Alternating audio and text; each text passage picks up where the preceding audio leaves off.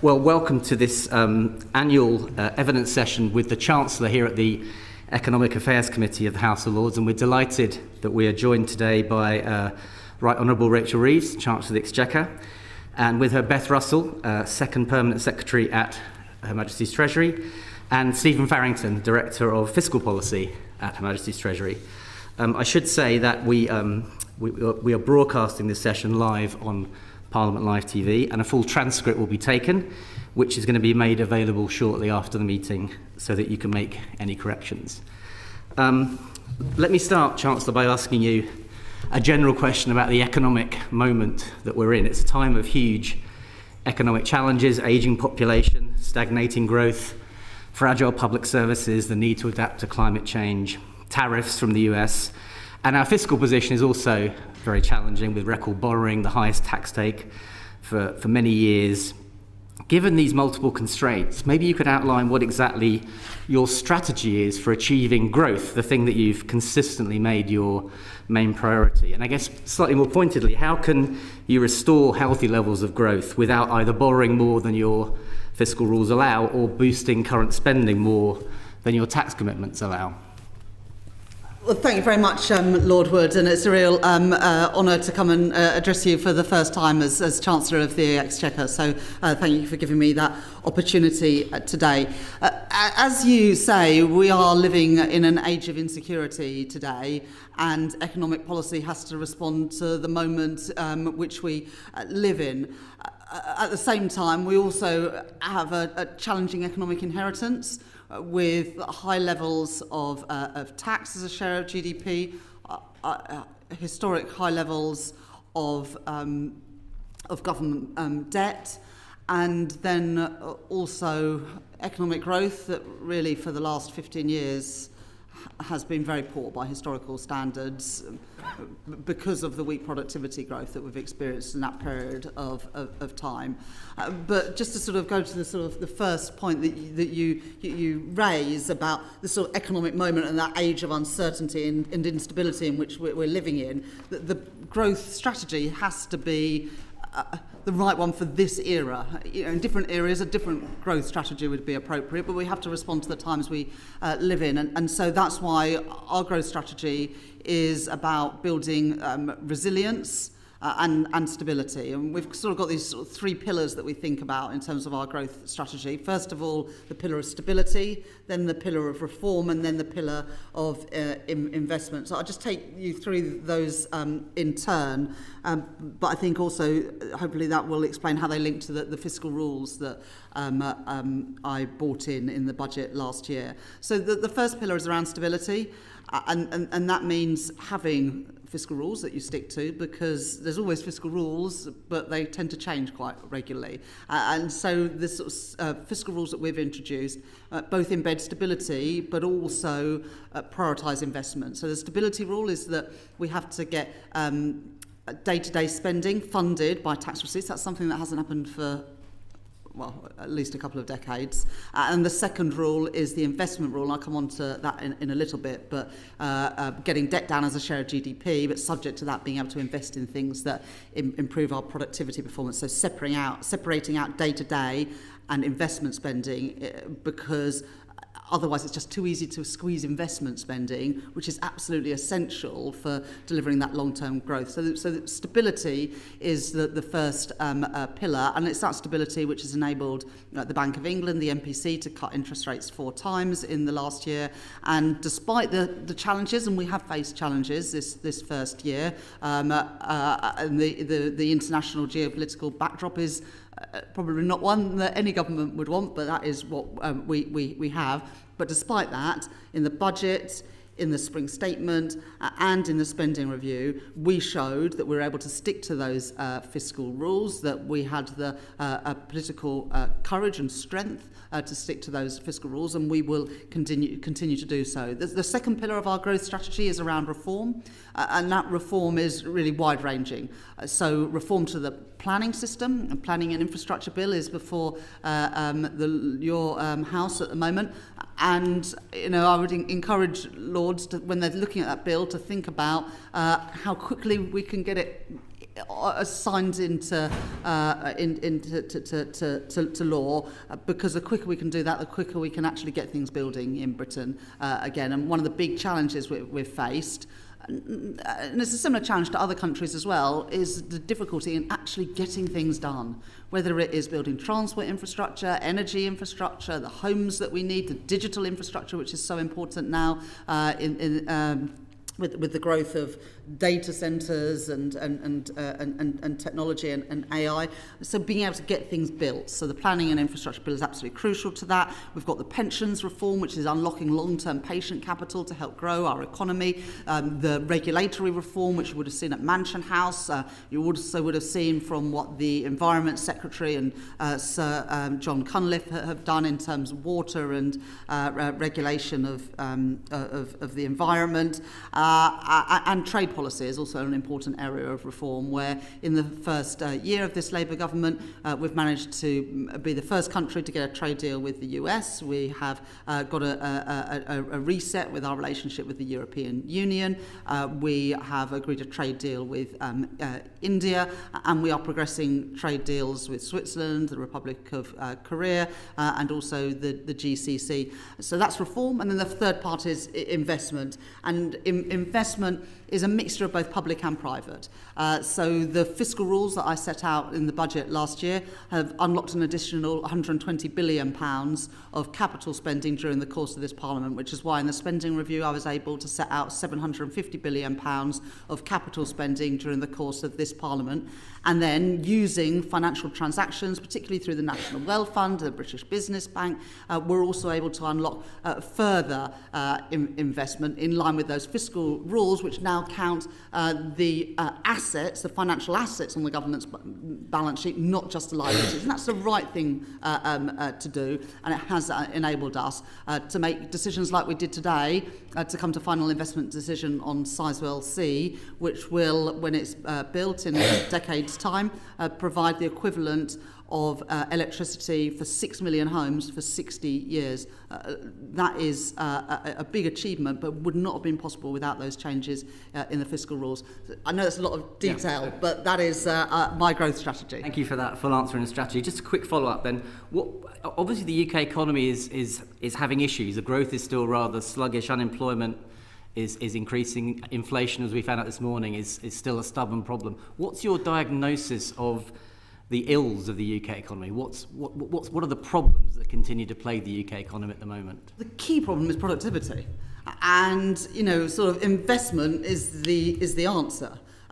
Investment in human capital, investment in physical capital, and also investment in new technologies.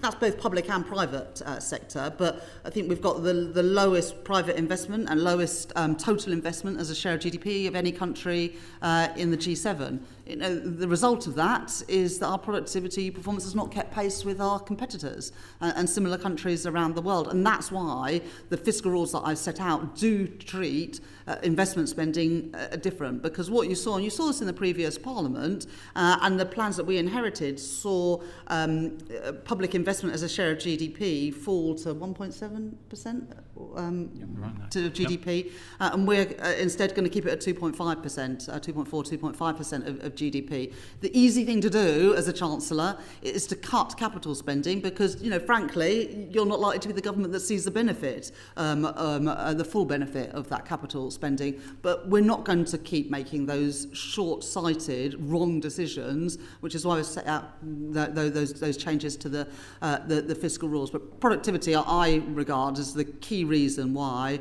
our performance on government borrowing and debt, why our performance on GDP and our performance on inflation have all been not where we would want them to be. And my job as Chancellor is to turn that around. Thank you. A brief follow-up from Lord Blackwell. Thank you. Chancellor, I just wondered, you mentioned the high levels of taxation at the moment, which, as you say, have been rising in recent years.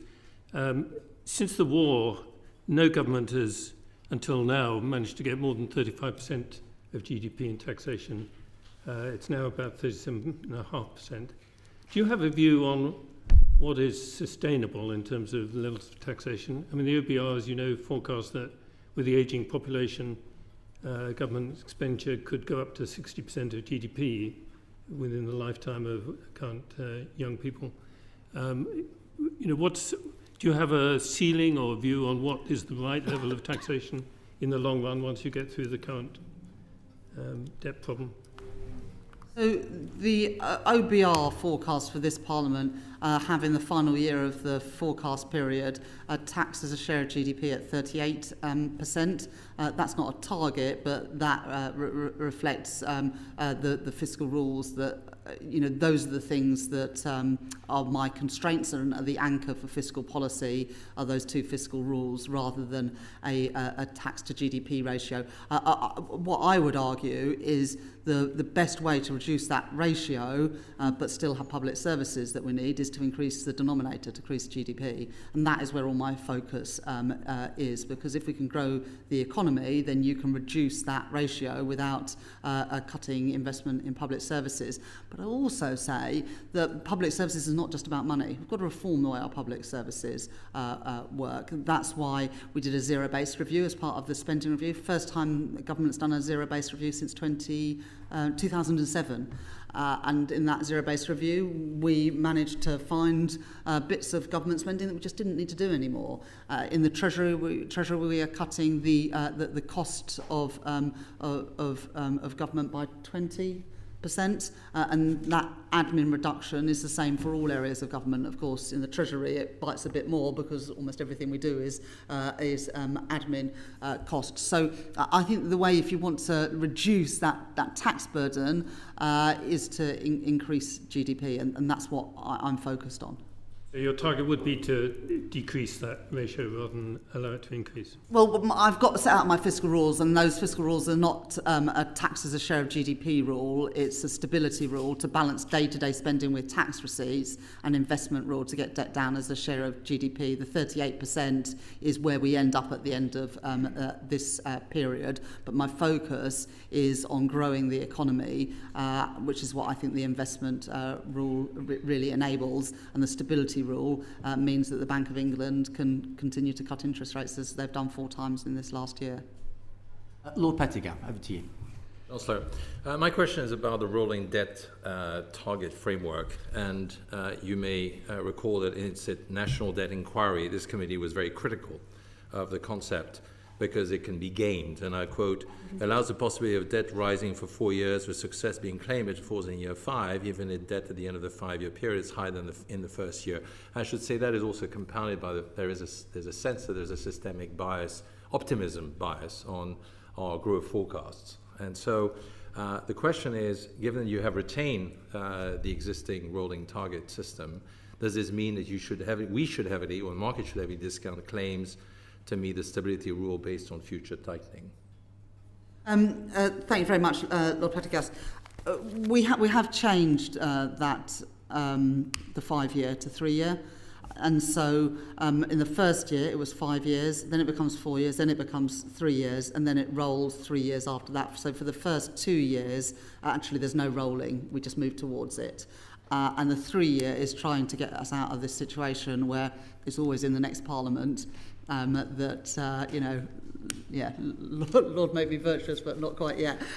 So the whole point of bringing it forward 2 years is so that the horizon isn't too far in the future, and also because of debt dynamics, you can't you can't game the system, because if you are taking on more debt, then you have those debt servicing costs that push up the debt to GDP ratio in future years. So I think the 3-year target is the right one. You'd never want to have it for that year, but I think the 3-year is right. But if you look at the OBR forecasts, it has us currently meeting both rules, the stability rule and the investment rule, 2 years early at a 3-year horizon, not a 5-year horizon, and it has both debt to GDP and the deficit as a share of GDP falling over that 5-year horizon. So it's not flat and then falling in the 5th year, which is, I think, the criticism of how the system has been gamed in the past. I don't want to meet the fiscal rules in that way. I want to genuinely meet those fiscal rules with policy that is sustainable, which again, to come back to this point,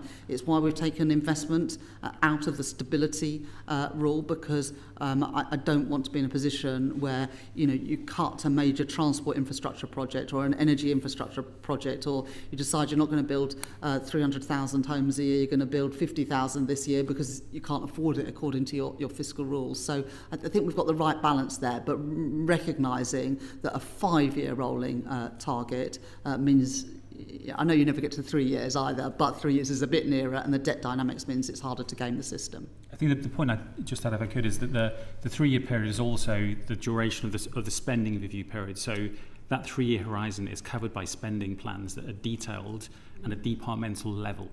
So I think that guards against some of the sort of Augustinian approaches that you've seen in the past for those sort of rolling targets. I may just one more question. And so is it fair to go back to the comment on, and your comment on GDP being effectively the GDP growth, or productivity growth being the core variable in the whole multivariable model? We had the OBR come here. We also had the Bank of England come. It seemed to me that there was a debate, the OBR being a little bit more optimistic than the Bank of England. And so the question, I think the big risk in this 3-year, even if it's reduced, is whether these GDP forecasts are hit or not. And therefore that, I think, must be the key variable. Well, I mean, that is a statement of fact, Lord Pendergast, and as you rightly say, the OBR forecasts for productivity and growth are substantially higher than other forecasters. We are at the moment on track to meet the OBR forecasts for growth for this year. But, growth is not exogenous. We can have an impact on growth, and that's why we're pursuing these policies around reform and investment to try and make Britain the most attractive place to start, to scale, to grow a business, and also for inward investment to come. And, today, when we announced final investment decision for Sizewell C, not just government money going into that, but EDF investment, Centrica, Amber, and the Canadian Pension Fund, CDPQ. I think that shows that Britain is increasingly an attractive place to invest. And I think in the first year of the government, we secured £120 billion of inward investment, and today's announcement, of course, is on top of that. Thank you very much. Lord Lonsborough. Good afternoon, Chancellor. Can we zero in on what you describe as the key problem of the economy, which is the critical issue of low levels of productivity in the UK? And we continue to lag France, Germany, US by very wide margins, about 12 to 20% in terms of output per hour. And we have done so for decades. Now, the UK's productivity in this first quarter has actually fallen by 0.2% compared to a year ago, and it's standing now at just 1% higher than it was 5 years ago. And it may well drop in Q2, given what's happening to GDP numbers.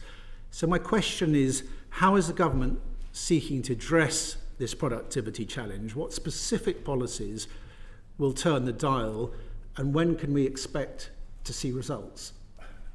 Yeah, so there are sort of three things that affect, I guess, the productivity numbers. It's physical capital, labour supply, and that's the quality of the labour supply, so human capital as well as the numbers, and then total factor productivity, so technology. On capital, I'd say, sort of an assessment of the first year. I think on physical capital, that's where we've done most. In this first year, I've mentioned the £120 billion of extra CDEL capital spending by the government over the 5-year period, keeping capital spending by government flat as a share of GDP rather than it falling actually quite substantially, which was the plans that we inherited, but also using financial transactions through the National Wealth Fund and the British Business Bank and other public financial institutions to have additional capital spending, and then using things like the National Wealth Fund to leverage in private investment, 3 times as much private investment, and actually that's a model we've used as well for Sizewell C, where the National Wealth Fund is the sort of the debt underwriter for that project. And as I said to Lord Pendergast, we've managed to bring in £120 billion of private investment just in this first year of the Labour government.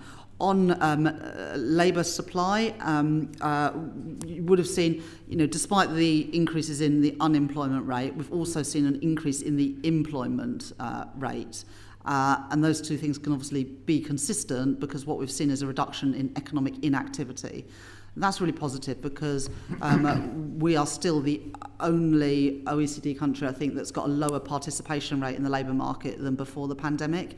And so reducing those economic inactivity numbers are absolutely crucial. You know, the first step is that you move from being inactive to looking for work, and then hopefully you move into work. And there are still around 650, 700,000 vacancies in the economy. And, you know, we want to better match the people that are available for work with the jobs that are available. And we want to help those people who are currently economically inactive, whether that's because they took early retirement and maybe now perhaps regretting that, and that is the experience of some people during the sort of COVID period, whether you are a parent who is struggling to balance work and childcare, or whether you're one of the growing number of people on sickness and disability benefits, where we know that there are many people who are desperate to work but are not given the support. We also, in the spending review, invested significantly in both apprenticeships and further education, because that has been the sort of Cinderella service of the education system this last decade and a half. It's great that we've got 50% of kids going to university, but the 50% who don't, which in my constituency in Leeds Western Pudsey, that'll be the majority of kids don't go to university. So investing in FE and apprenticeships is really crucial for this government and our wider objectives around opportunity. So we've done some of that spending review, but I certainly think that's an area where we can do more to address the productivity issue through improving labour supply and human capital. And then the last thing is around sort of technology, total factor productivity. And Andy Haldane, former chief economist at Bank of England, talks about this long tail of low productivity firms. And the DSIT secretary, Peter Kyle, he's sort of got three focuses in his area. First of all, it's attractive businesses that are at the technological frontier. Obviously, that is crucial for growth, and we're very good at that in Britain. We've got a lot of very high-skilled people. I was at Imperial College this morning. That's an area where we are good, but we shouldn't rest on our laurels. The second area is using technology better in delivering public services. That's this issue about not just how much we spend on public services, but about getting value for money. And then the third is the sort of point around that long tail of productivity, about better take-up of AI and technology by smaller businesses and less productive firms. And so we're working in all of those areas, and there is a big opportunity. You know, the IMF and others say that if we integrate AI and technology, we could boost productivity by 1.5%. Over the next 10 years. So there's huge opportunities there, and we've got to seize them, but we are very focused, as I hope you can tell, on that agenda. And can I ask you about the fiscal impact of continuing low productivity, in that the OBR admits that its productivity forecasts are, to quote them, the most important yet uncertain forecast judgments they make. And they admit to the fact they've been successively too optimistic on productivity forecasts. And if current productivity trend forecasts that are assumed by the OBR of 1% growing to 1.2% over the forecast period to 2029 currently looks very optimistic, and certainly that's the Bank of England's view, what will be the fiscal consequences if productivity continues at the current low rates, which averaging about 0.2% per annum over the last 5 years?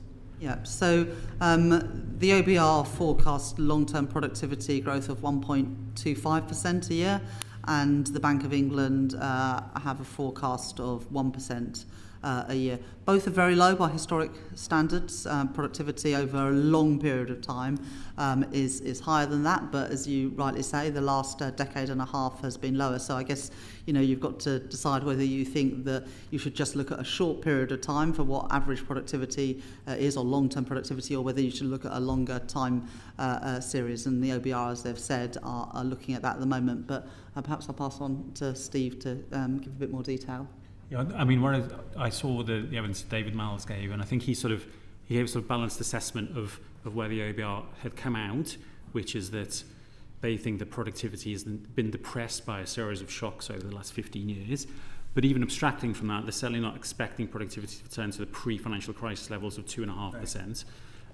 But equally, you can veer into the too pessimistic, into the views that the recent numbers we've seen at 0.2 are likely to persist, and their view was that there were reasons both to expect that the sequence of shocks might not continue, but also that there is potential for future technologies, in particular AI as a potential new general purpose technology, to be a source of the innovation that you need in TFP growth that supports their forecast of productivity gradually picking up to 1.25%. I think one of the elements I would add is to the list that the Chancellor gave of policy measures is the impact of the government's planning reforms to support productivity, which the OBR scored as increasing GDP within the 5-year forecast, which is also a very good example, I think, of coming to your first question, Lord Wood, of how is it possible to sort of increase productivity given the constraints of the fiscal position. I think those steps on planning are a really good example of how it is actually possible to do that. My concern is probably more about the short term, in that the current forecast in the OBR looks very optimistic and I'd say ripe for downgrade, and that's echoed by the consensus of independent forecasters. And I think the Bank of England has actually downgraded its productivity forecast to 0.6 or 0.7%. So that's going to have an immediate fiscal impact this autumn, is it not? The Bank of England's forecast of productivity, long-term productivity growth, is 1%. Long term, yes. Yeah, and that's what sort of drives the models, really. But the OBR is higher than that. The number I gave you earlier was just slightly wrong. So the IMF analysis suggests AI could boost UK cumulative total factor productivity over the next 5 years by 1.4%. And so I guess that's the point that sort of Steve Farrington is making, that there have been a series of shocks over the last few years, whether it's the sort of global financial crisis, COVID, Russia's illegal invasion of Ukraine, that have all had a negative effect on productivity and growth. But actually, if you look at some of the underlying drivers of productivity, there is perhaps a reason to be more optimistic in the future if we can contain some of those shocks, in part by building a more resilient economy, and that's what we're trying to do with clean energy, homegrown energy, for example. But some of those underlying factors about the increasing use of technology might give us a bit more cause for optimism. Thank you. Lord Turnbull. I don't know whether on your desk you have Kraft Hamlet's complaint, when sorrows come, they come not as single spies but in battalions. So let me pick up one of those battalions, which is demographics. Much has been written about the impact on public finances of growth in the number of older people.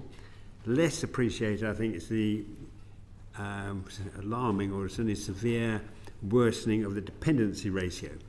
We used to think of the labour market starting at 16. Not many young people go to work at 16 these days. Sometimes it takes them until their mid-20s.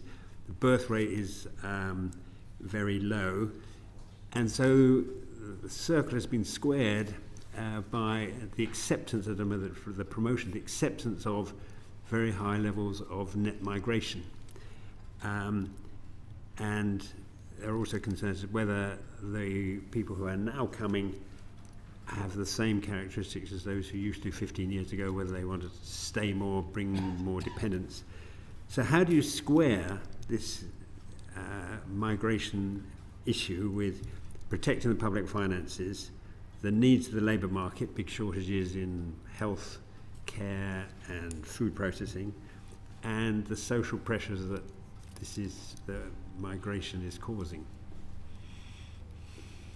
Thank you very much for your question, Lord Turnbull. I mean, countries around the world, certainly developed countries around the world, face a number of demographic challenges. The UK is not the worst by a long way, but we do face some of those demographic challenges as well. As you would have seen on Monday this week, we launched a pensions commission to look at the adequacy of pensions in retirement and also the state pension age. I think one of the most transformational pieces of public policy in the last couple of decades is automatic enrolment into pensions. That's brought 11 million people into saving for retirement who weren't previously doing so. But the truth is, a lot of people, even with automatic enrolment, find that their pension pot is not worth as much as they need it to be worth on retirement. And so that's why the Pensions Minister, Torsten Bell, has just started that piece of work, led by, is it Susie Morrissey, is doing the Pensions Commission?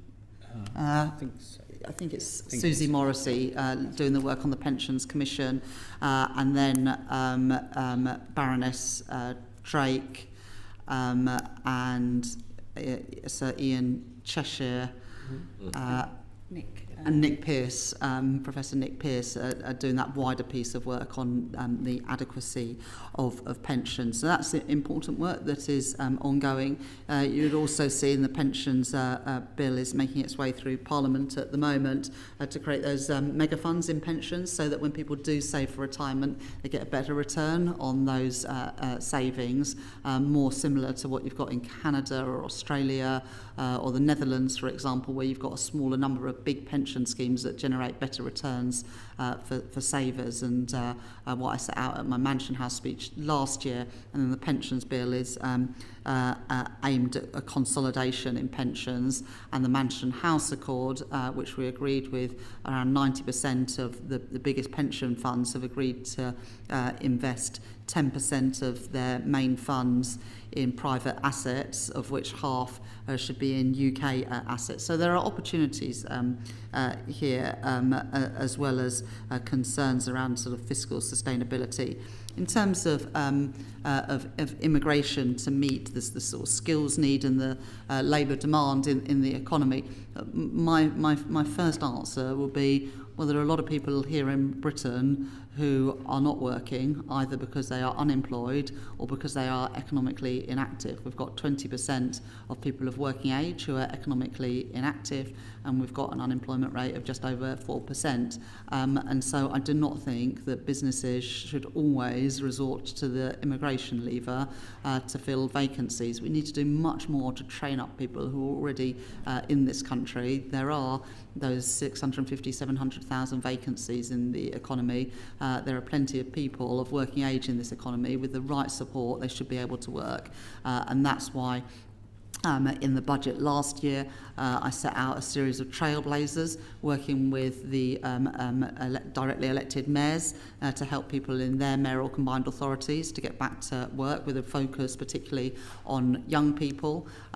We've got 1 in 8 young people not in education, employment or training. That is not acceptable, and we need to do much more to make sure that those opportunities are there for those young people.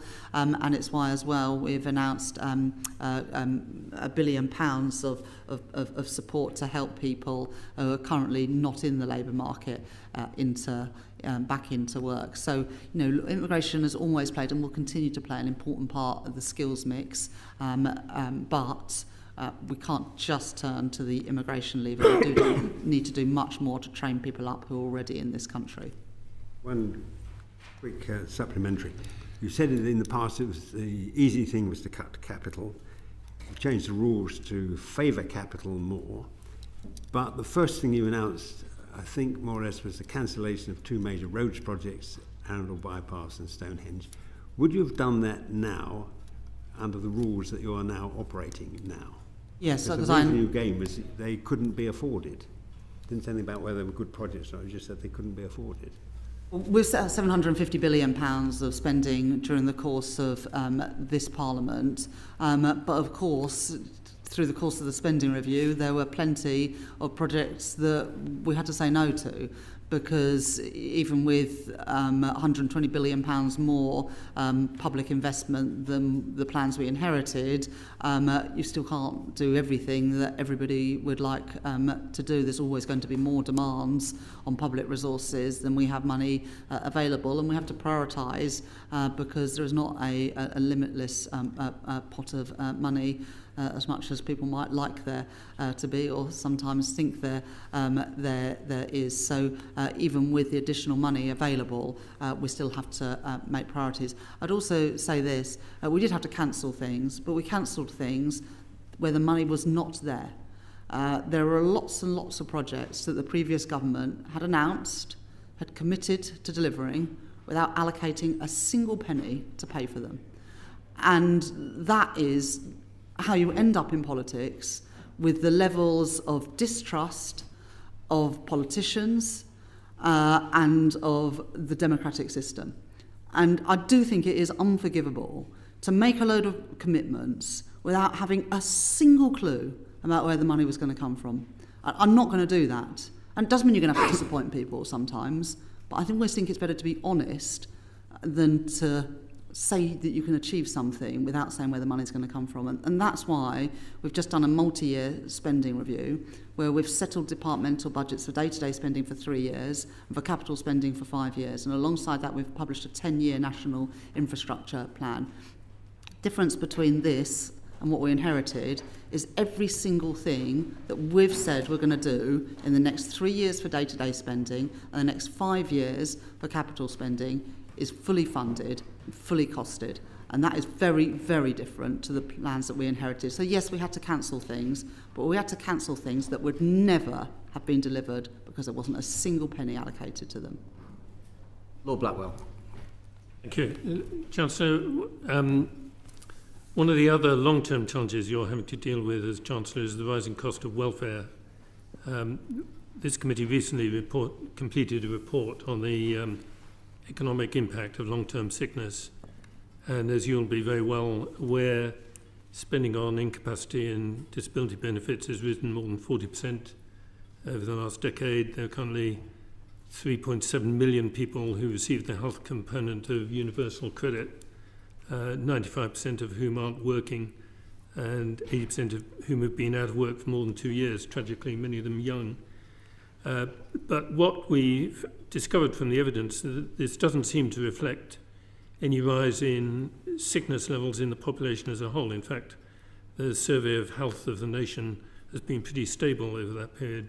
So the conclusion that we and many others have come to is that it has more to do with the structure of the benefits system and the incentives within it. Indeed, Alison McGovern, the employment minister, told us the current system doesn't work. It was supposed to be designed to incentivize work, and it's turned out not to do that.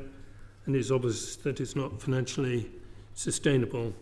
So my question is, do you agree with that assessment? And I know you're waiting for the Timms report, but do you accept that if we're going to deal with the ballooning cost of credit and indeed help the people who are in this situation, that'll need much more fundamental reforms for both economic and social reasons? Well, thank you very much for that very topical question. As you say, Stephen Timms is doing the review now of sickness and disability benefits of personal independence payments, but we're not just going to wait for that review. Before COVID, 7 in 10 assessments for personal independence payments were done face-to-face. It's now 1 in 10. I don't think anyone truly believes that those assessments are going to be as effective on the phone or on Zoom or whatever as they would be if they were face-to-face by better trained and better supported assessors. And so we are changing that by recruiting and giving DWP the resource to have more trained assessors and more face-to-face assessments to ensure that people who need the support get it. but then people who are able to work are given the support to get back into work. At the same time, we're providing £1 billion worth of support to help people who are economically inactive back to work. And that will also include supporting NEETs, where I think that the biggest crisis exists, because we know that if you're out of work early in your working life, you are going to earn less and be in work less over the whole period of 50 years that you should be in the labour market. So a real focus on back to work support and face-to-face assessments, as well as the TIMS review. On universal credit, we are making reforms. We are, in real terms, reducing the health element of universal credit and increasing the standard allowance, because we know that a lot of people found it almost impossible to live on the standard allowance, and all of the big charities, Joseph Rowntree, etc., say the standard allowance was not enough to live on, and so people were doing their very best to get onto the health element. And once you're on the health element, you don't have to be actively seeking employment. So narrowing the gap between those two benefits, I think, is one important way in which we can encourage more people to be actually looking for work. I'll also just give you a sort of couple of statistics which I think are quite telling about people on sickness and disability benefits. There are 200,000 people who are claiming health and disability benefits who said that they would work if the right job and support were available. It's 200,000 people. An additional 1 million people say that they would be able to work in the future if their health improved. And so the investment we're putting into the National Health Service on both physical and mental health, as well as that targeted back-to-work support, is about enabling people and giving people the support that they need to access work that is appropriate for them. We're already seeing a reduction in the economic inactivity rate. That is really encouraging, but there's an awful lot more that we need to do to help more people of working age have the fulfilment that I believe comes from having a job. I'm sure you'll be the first to say this isn't just an economic issue, but would you measure your success by the fact that in 5 years' time there ought to be a lot fewer people on health-related benefits and a lot more of them in employment? Well, let's just be clear, even with the original plans in the legislation, you would have seen an increase in the number of people on personal independence payments. All our plans would have done was to stem some of that increase. I want more people to be in work. I believe it is good for them, good for their families, and good for the economy. You're half as likely to be in poverty if you are in work compared to if you are on benefits. We also need to support people in work with greater security in work, which we're doing through the Employment Rights Bill, and also by a wage that you can afford to live on, which is why we increased both the national minimum wage and the national living wage in the budget last year. So I do want to see more people have that chance of meaningful employment, which is why we're investing in skills and training, and it's also why we're putting that support in to help people back into work. And the TIMS review, of course, is looking at that gateway to sickness and disability benefits. A related question from Lord Vergie. Thank you, Chancellor. What are the fiscal consequences of the government's concessions to ensure the passing of the benefits bill? Does the short-term volatility in government policy undermine the UK's fiscal credibility? And how are you going to address some very painful long-term decisions we have to make with the short-term volatility in government policy at the moment? So, as the Secretary of State for Work and Pensions said at the time, of course there is a cost for the changes on the welfare bill. The OBR will do their costings in the autumn and will set that out, probably in the tune of £5 billion. But we've restated our commitment to the fiscal rules. Those are non-negotiable because it is the fiscal rules that provides that stability that underpins a successful, thriving, prosperous economy and gives government bond bondholders the confidence to carry on buying those government bonds, and we are still very reliant on the goodwill of strangers in buying our government bonds. £1 in £10 of government spending is spent servicing government debt. I'm a Labour politician. I don't think there's anything progressive about spending £100 billion a year, often to US hedge funds, when I'd rather spend that money on the health service or on our defence or on better schools for our children. And so that is why I am going to stick to those fiscal rules, so that we can start to bring down the costs of servicing that debt, so we can free up that money, whether it is to have lower taxes on working people than we otherwise would do, or we can have more money for our public services. So the fiscal rules are not some sort of construct from me or from this government. They reflect the economic realities and the fiscal realities of the world we live in today. And as Andrew Bailey, the Governor of the Bank of England, said to the Treasury Select Committee this morning, the world as it is today, with the uncertainties, the geopolitical uncertainties, the trade uncertainties, but also the increase in the global issuance of government debt. Take the US or Germany, for example. All of those things are pushing up government bond yields, pushing up the cost of borrowing, including for the UK. And I'm determined that we don't just keep spending more and more on servicing the debt, because I believe that when people pay their money in taxes, they want that money to be spent on things that matter to them and their families, and that's what I want to achieve as Chancellor. If Chair will remind me, I just want to go back to a question on productivity. And I know it's hard for a sort of number cruncher to talk about culture, but it seems to me a key factor of increasing productivity is culture. You know, we talk about the American dream and the success of the US. It's hard to talk about the British dream today.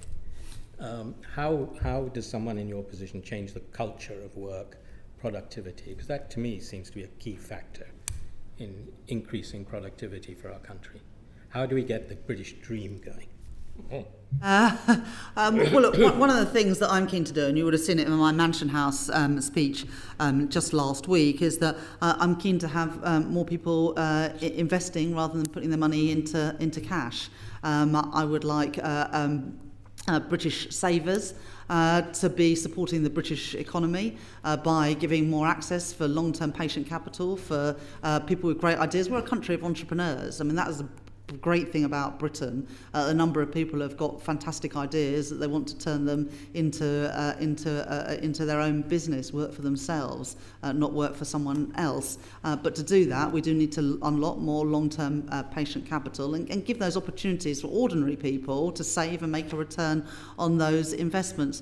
The other thing that I would say is a sort of like quintessential British dream is to own your own home. And that dream has been snatched away from far too many people these last few years, because we have not been building enough homes as a country, and that's why we've got this ambition as a government to build 1.5 million homes during the course of this Parliament, so that more people can realise that dream of home ownership, and if not able to buy a home of their own, that they have the security of a home that can't be snatched away from them at the whims of a private sector landlord by investing more in social and affordable housing. So that dream of starting your own business, which requires ordinary people in Britain to invest more of their money into stocks and shares than putting their money into cash, which serves not very much purpose and doesn't give very much return, and that dream of home ownership that I believe that we can fulfil if we meet those targets around house building. But on the issue of productivity, you know, British people work hard. You know, young people, when I go into schools and colleges, are full of ambition. We've got to find a way of capturing that and nurturing that better. You know, that's why I've always just been passionate around better supporting the 50% of young people who don't go to university. You know, at my school, where I went quite a lot of years ago now, but I was in a very small minority that went to university. And government carried on investing in my education for years, very expensively. But the girls that I went to school with didn't have those opportunities. They left school at 16, or they left school at 18, and they never had the opportunities that I had, despite being bright, because they didn't they didn't have those aspirations. Those aspirations weren't nurtured in them.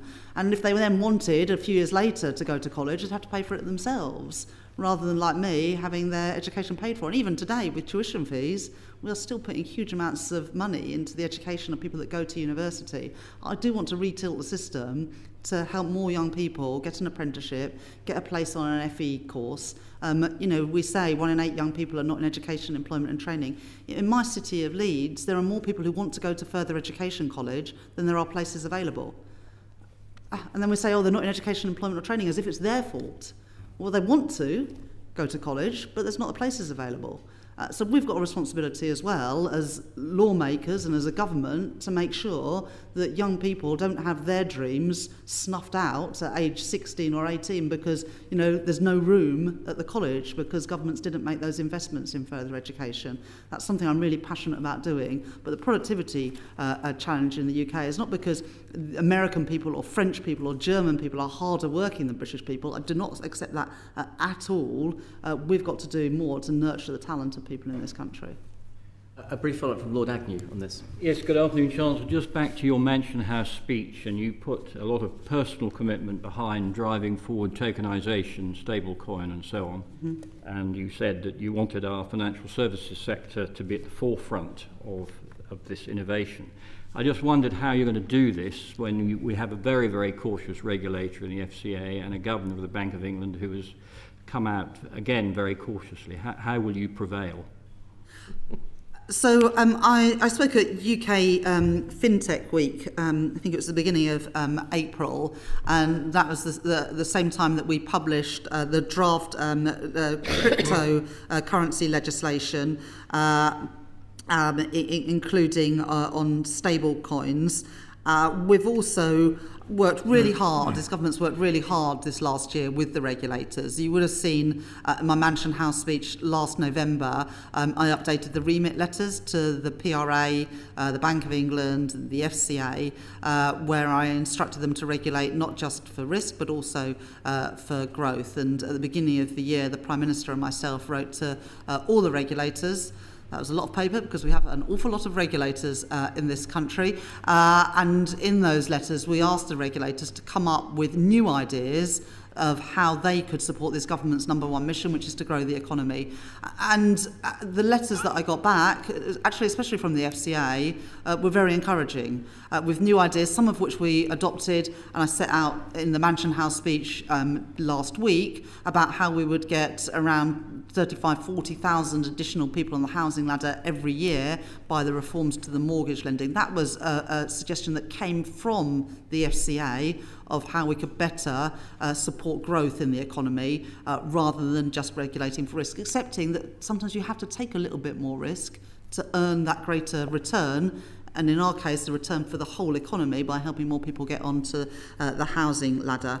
The FCA and the Bank of England have also set up a digital securities sandbox, which is really popular, not just with UK crypto and stablecoin and digital assets businesses, but actually internationally as well. And we're attracting that investment to experiment in new products, new services for customers. Last week, I published the digital markets strategy, and key to all of this, I guess, my sort of philosophy around it is, we want to be pragmatic. We've always, as a financial services capital, been really good at encouraging innovation. And there is huge amounts of innovation going on in digital assets. We're leading the way in things like Digit, which is a digital gilt instrument, which again is leading the way for countries around the world. And we've just set up with the US a UK-US financial regulations working group, which is all part of the sort of trade agreement to build on the defence partnership we have with the US, with a technology partnership, including in areas of fintech, where Britain really is a global leader, and working with the US to ensure that we've got a similar framework for these new assets and new opportunities. Lord Lamont. Good afternoon, Chancellor. I quite understand that you will be reluctant to comment on potential budget measures, but I still find it a bit strange that the government hasn't ruled out a wealth tax, which some people in your party have been proposing and about which there is a lot of discussion. And although I understand your reluctance to rule things out, you did, before you took office, rule out certain increases in taxation. You were quite explicit about that. Surely just the whiff or suspicion of a wealth tax is rather undermining confidence, or carries the risk it will undermine confidence. It wouldn't be far better just to rule it out? So in our manifesto, we made a commitment around the key taxes that working people pay: income tax, national insurance, and VAT. But you'll know from your own experience, Lord Lamont, that if you start saying no to other taxes, then as soon as you don't say no, people will assume that's the one you're going to increase. And so it is right, and this is, with respect, what you would have done and did do in my position, is that you rightly said that taxes are matters for a budget, and we'll set out our policy there. Well, I'm sorry I can't get you to be more forthcoming.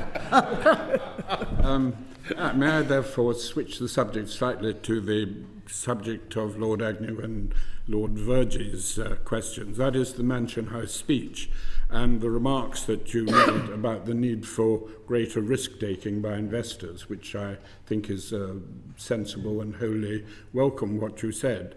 But risk-taking is not real risk-taking if it involves compulsion. And it isn't really changing the culture if what you propose involves compulsion. And therefore, the one reservation I have about what you said was the power to mandate pension funds to invest in certain assets. I understand you're only taking that in the pensions bill as a residual power, but why should you have it at all? Because that is not really going to achieve your objective of changing the culture. And could I put it to you, it's also at odds with the responsibilities of trustees of pension funds, and it also carries the risk that this power might be used to direct investments into particularly politically favourable projects. I'm not suggesting you would do that, but it is a risk. And if you really want to change the culture, you don't want compulsion at all. Right. Well, thank you very much for that question, which I will answer a bit more freely than the last one. You'll be pleased to know. So I think there's sort of two parts to this, Lord Lamont. There's the pension side, and then there's also the retail investment. So I'll take each of those in turn. I want people to know that we are serious about pensions reform, and that's for two reasons. First of all, people have been badly served by too many pension products in the UK, that they're not getting the returns on their savings that they would do in other jurisdictions around the world, because we have got too fragmented a pension system, too many small funds that don't have the economies of scale, do not have the expertise to make the best investments on behalf of their savers.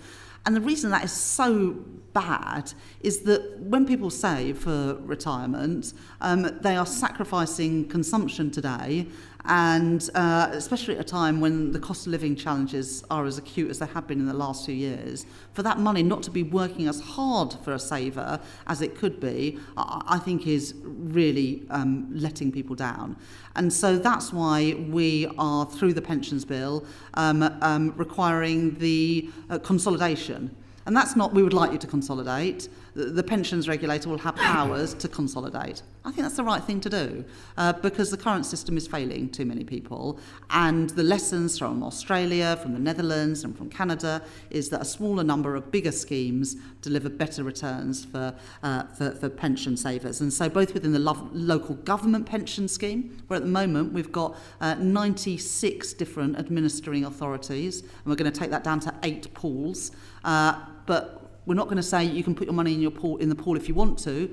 the money will go into 8 pools. We're not having 96 different authorities managing different schemes. We're going to consolidate local government pensions because we want them to work better for savers and work better for taxpayers as well. And we're going to consolidate the DC landscape as well. We built on what the previous government did, what Jeremy Hunt did when he was Chancellor of the Exchequer with the Mansion House Agreement, with a new Mansion House Accord. And this is in the spirit of what he did, but it takes it to the next step.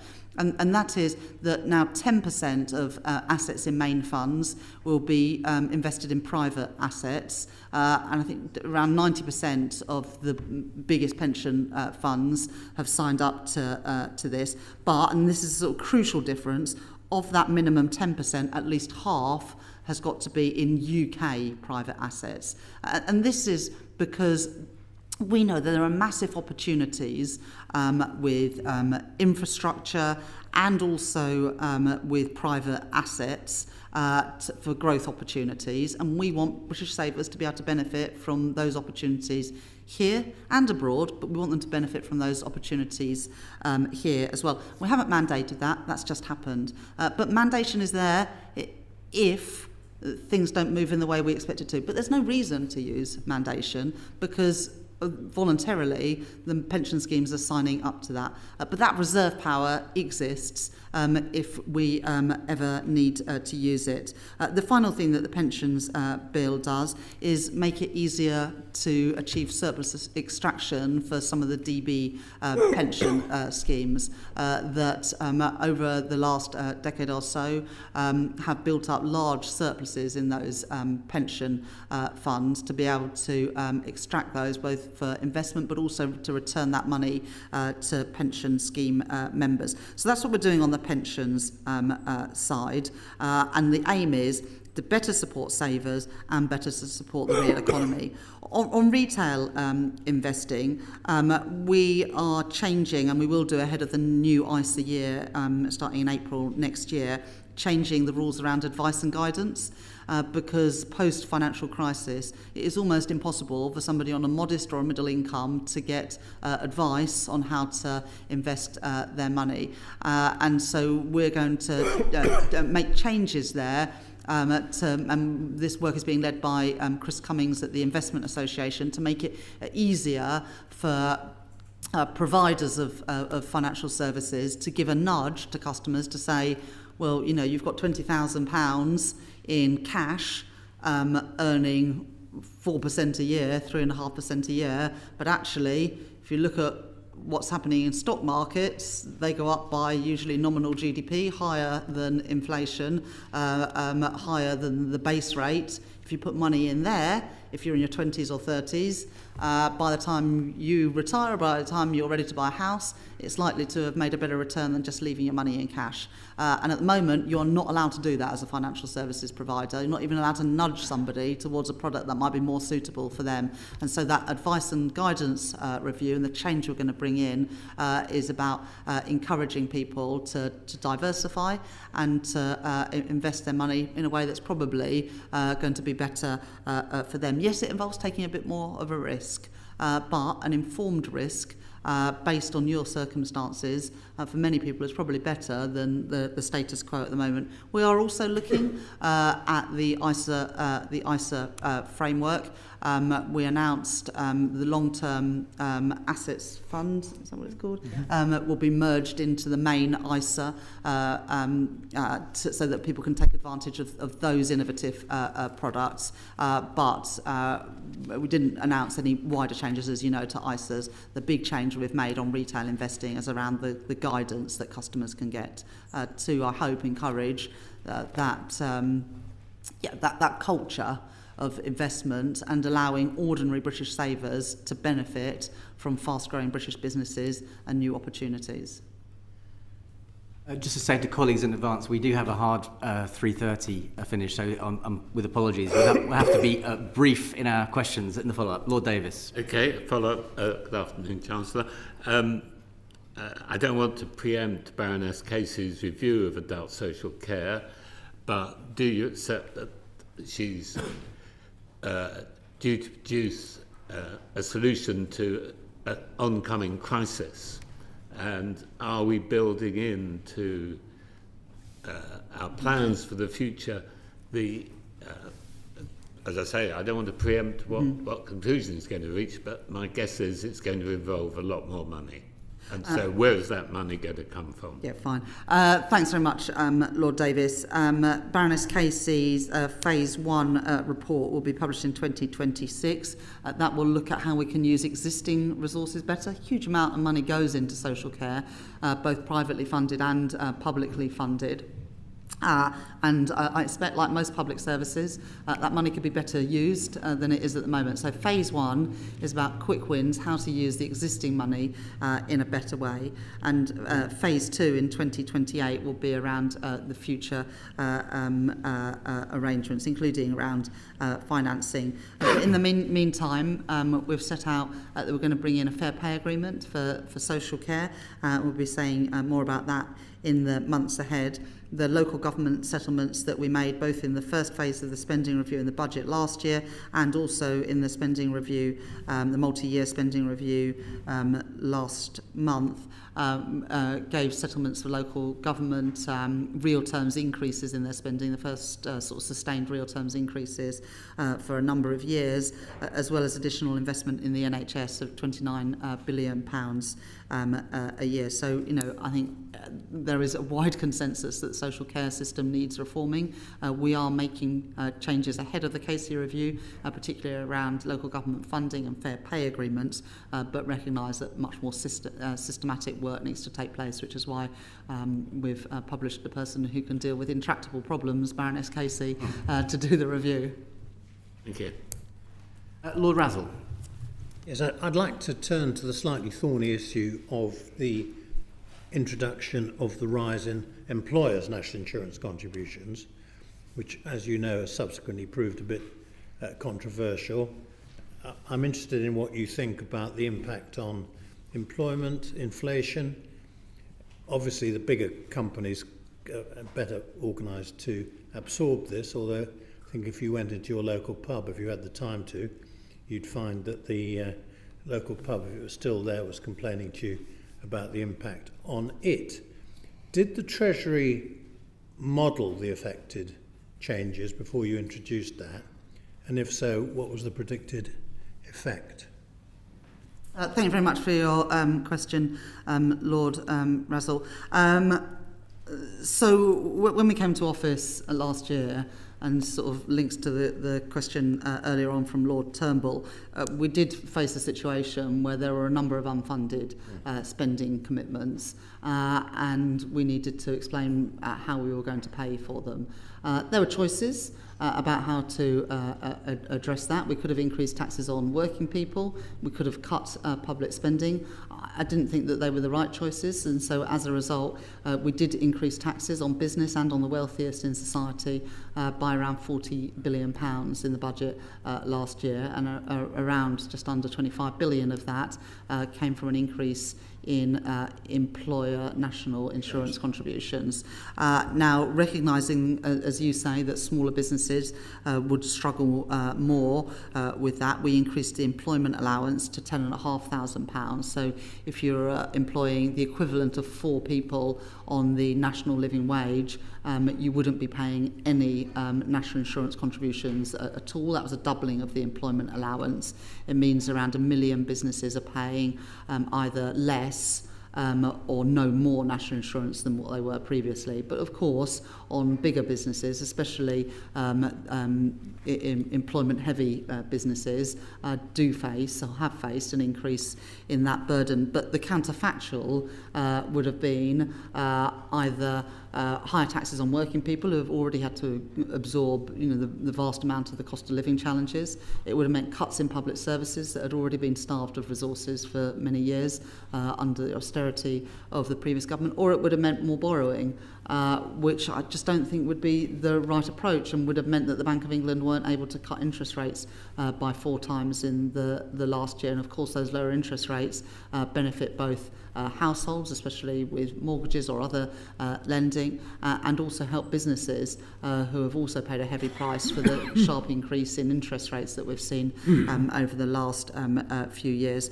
So, that money that we raised, including the national insurance contributions, we used to put our public finances on a firm footing, and also enabled us to put that additional money, £29 billion extra a year, into the National Health Service. So they were the right decisions in the circumstances that we faced, and I continue to defend those. The modelling by the Office of Budget Responsibility, I think, should be the place to go to look for the impact of policies. But you can't, in my view, look at individual policies on their own. You have to look at what the alternatives were, and I think the alternatives would have been an awful lot worse.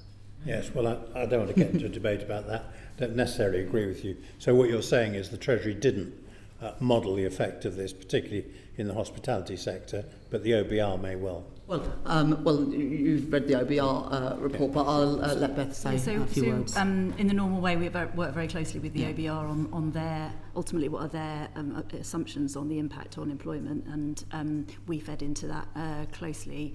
We also did, as we do for all of our budget measures, sort of sectoral analysis and that kind of thing, but as the Chancellor said, a lot of that is also looking not at individual measures, but looking at the cumulative impact of those across the piece. Yeah, I'd just also say this. I've set out my policies and what this government are doing. And of course people can disagree, but then the onus on them is to say, well, what would you do? Because if you're facing a situation where you've got a lot of unfunded spending commitments, you could say, okay, fine, well, we won't do that spending. That's definitely a reasonable thing to say, and then you wouldn't have to increase the taxes. Or you could say, well, I want to pay for those public services that have been promised, in which case you can either borrow to fund that, and therefore you wouldn't have benefited, I don't believe, from the cuts in interest rates, and we would have paid higher costs of government borrowing. Or you could say, well, tax someone else. Well, that's fine, but you have to say who. But you can't support the increase in public spending unless you support the money to pay for it. And if you don't support the increase in public spending, that's fine, but you have to justify why you would not be putting in the additional £29 billion into the health service. We would have increased the bank levy, increased the tax on the technology companies, and taxed the gambling companies. So you could have got close to 40 million in that, but now it's not the time to debate. We could discuss that another time, but it is maths like that got us into the problems that we're in today. Baroness Wolf. Good afternoon, Chancellor. I'd like to go back to one of the things that you raised when talking about your reforms, namely planning and infrastructure. And I think everybody in this room is well aware of the history of the Back Tunnel, 359,000 pages of planning documentation before you get anywhere on the Lower Thames crossing and so on. And you particularly said that you would like the Lords to get the planning and infrastructure bill through fast. In that context, I think there has been some surprise expressed about the fact that the bill has come to the Lords with some government amendments that actually seem to make it easier than in the original drafting to block and delay things on environmental impact grounds. And I wondered if you could say a little about that, because it seems like a good moment to ask you to do so. But also much more generally, how will you know whether the planning reforms are really adequate, whether they're really cutting through? So a specific question about the environmental impact and whether or not the effect on nature is permanent. And secondly, this is an ambitious bill, but is it ambitious enough? How will you judge whether it actually needs to be followed by further planning interventions? Well, thanks very much for engaging in this issue, because I think this, alongside the trade deals we've done, are probably the most important things that we've done to date on unlocking the growth. That I think there's a wide consensus that we need to improve our productivity and growth performance. And yes, I think I did a Today programme interview where I sort of laid into bats and newts and lizards and whatever, I don't know about lizards, great crested newts. I think the Today programme got quite a lot of feedback, but we can't always say no. to infrastructure investment. You know, we announced Sizewell C today, you know, and I see that there are quotes from, you know, the Stop Sizewell group. I understand why they have concerns, but if we say no to every new runway and airport, every new housing development, every new onshore or offshore wind farm, every new power station, every data centre, every film studio, we're not going to boost our productivity, we're going to see it decline further. And I am not willing to be the Chancellor that lets Britain go on this path of steady decline, because it would be a path of our own choosing. And so I've chosen investment rather than that path of decline. It does mean having some fights, and it does mean taking on some people who don't want change. And I'm willing to have that argument, because home ownership has gone backwards, our energy bills have gone through the roof, and we don't have the security either of energy supply. So that's why the Planning and Infrastructure Bill, combined with the regulatory reforms, is absolutely essential. Now, you made the point about the government amendments. We've taken two separate sets of legal advice as a government ahead of putting those down. We do not think that it waters down or weakens the bill, but it gives some of the assurances to, frankly, encourage people at your end of this building to get on and do what we need to be done, which is to pass this bill. And if it means that we can shave off a couple of months of this bill, and that would be my urging to all of you, because the quicker we can get this bill on the statute book and into law, the quicker we can actually get on. And one of the things, I know you haven't asked me this question, but if you'd like to ask me what has frustrated me more than anything else in this first year of government, it is how long it takes to get things done. And, you know, of course, we've got to have the proper scrutiny and all the rest of it. That is essential for good lawmaking. But, you know, it's going to be a year and a quarter, a year and a half before we get this flagship legislation, which we've got a mandate to do because it's in our manifesto, to get it through. And I just would urge people in this place to be sympathetic towards this legislation. I know that amendments can often be useful, but every day, week, month that passes is another day, week, month that keeps the costs of infrastructure investment too high and much higher than they are in comparable countries around the world. You know, the reason that HS2 is not coming to my city of Leeds anytime soon is because I'm afraid, as a country, we've cared more about the bats than we have about the commuter times for people in Leeds and West Yorkshire. And we've got to change that, because I care more about a young family getting on the housing ladder than I do about protecting some snails. And I care more about my energy bills and my constituents than I do about the views of people from their windows. And again, we can have a debate about that, but that is where I stand, and that's why we're making these changes. And how will you know if they're adequate? If we get stuff built and if it's cheaper to do so. Do you have any sort of specific criteria for going, this should be that much shorter? Because with all due respect, if you don't, it's very easy to look, so this is an MHCLG policy, but absolutely, this is about reducing the time it takes. And you'd already seen, we've got this target, I think, 150 major infrastructure projects in this Parliament. I think we're halfway to achieving that, or something like that. So we've got that target about the number of major infrastructure projects we've signed off. Every week I get a tracker document, Baroness Wolf, that's about this thick, of growth projects that we want to get on with, and every week it is updated of what change is made. And one that I'm looking forward to getting before the summer recess is the plan from Heathrow Airport for a third runway.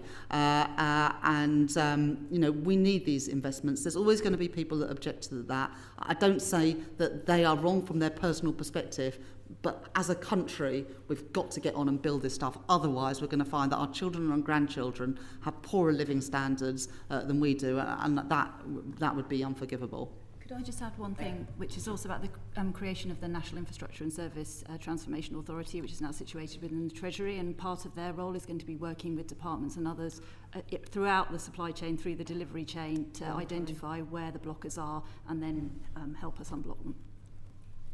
Thank you very much. Baroness Liddell. Thank you, Chancellor. Can we afford the triple lock on pensions? You know, the OBR have said that it will cost £15.5 billion annually by 2029-30. Now, that's an awful lot of money. And are there any scenarios in which you would envisage modifying the triple lock formula? Thank you very much, Baroness Liddell. In the manifestos, as you know, we made the commitment to maintain the triple lock, and that it remains our policy, and that's the commitment we gave in our manifesto. We have, though, just launched, as I said in the answer to a previous question, the Pensions Commission to ensure that the state pension remains affordable, and also that people have adequate pensions in retirement. And so Susie Morrissey is doing this regular review of the state pension age for us, because as we live longer, especially if that is healthy life expectancy, we should work a bit longer as well. And then also this review around pension adequacy, because the decline of DB pension schemes and the returns that have not been as high as they should be on DC pensions mean that despite automatic enrolment, people still don't have the pensions that I don't think that they deserve. So we're looking at that long-term sustainability. And you know, despite making some changes a couple of months ago to the winter fuel payment, it is now the case that if you earn more than £35,000 a year, if you have income of more than £35,000 a year, you won't get the winter fuel payment, which saves around £400 million a year. That is the right thing to do, because in a fiscally constrained world, it isn't right that working people on ordinary incomes pay the fuel bills of wealthier pensioners. So we have made that change to make the pension system more affordable. Thank you. Thank you. And last question, Lord Liddell. One of the exciting things we talked about a lot in opposition was radical devolution in England. So the question is, Chancellor, are you prepared to devolve any tax powers to regional to mayoral and combined authorities? For example, discussion of a hotel tax, which might raise money for local cultural investment, which is very strong on job creation. And are we prepared to see a serious devolution of budgets as a result of devolution, particularly, in my view, on skills, where people at local level are much more likely to be able to identify what are the real skill shortages in their area. Yeah, I'll say a little bit, and then I'm going to pass on to Beth Russell. Beth, as well as being second permanent secretary at the Treasury, also heads up the Darlington campus, which has 8 different government departments. A really different way of working for the civil service, where you might sit next to somebody who's not in the same department as you, which I think is a great innovation. And Beth, as I say, has sort of really spearheaded that. At the spending review last month, we announced the rolling out of integrated settlements to 5 new combined authorities from 26-27.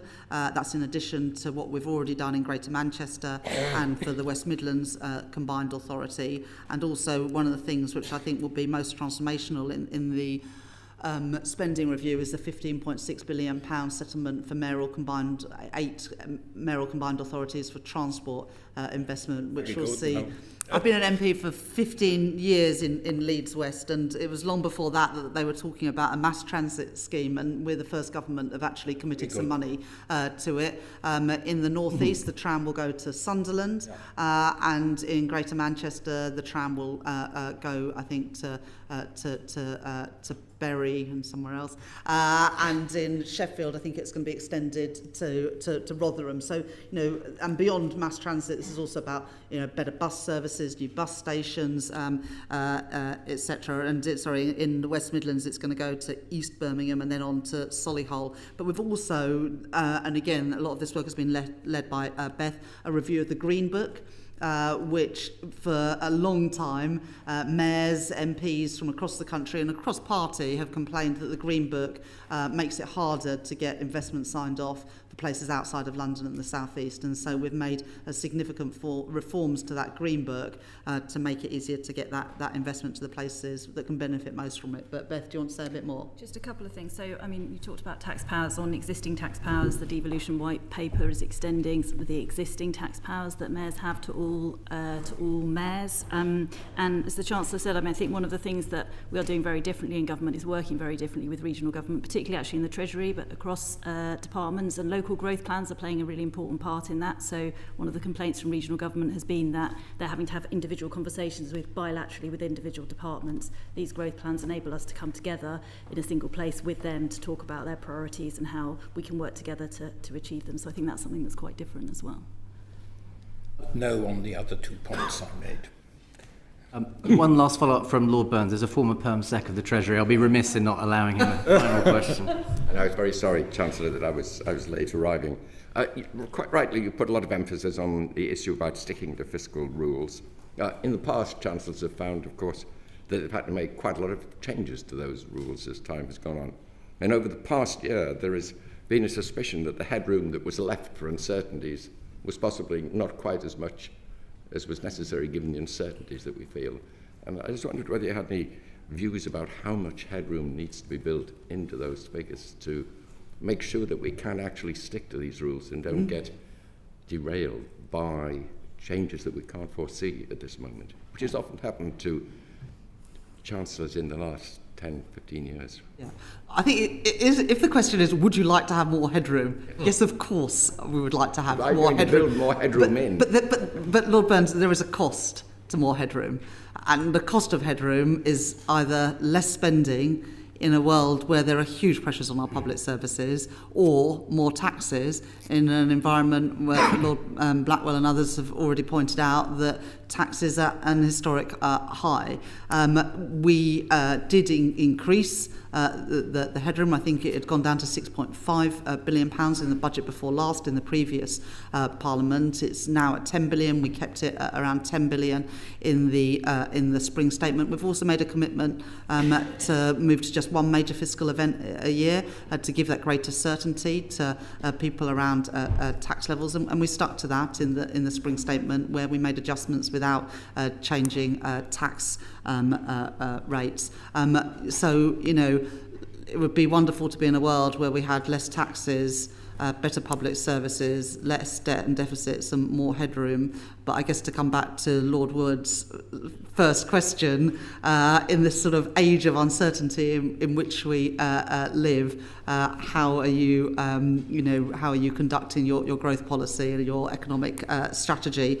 We're trying to build a more stable and resilient economy with fiscal rules that are clearly understood and will be stuck to, and then using as much as possible non-fiscal levers to grow the economy. Of course, fiscal levers including the investment rule to unlock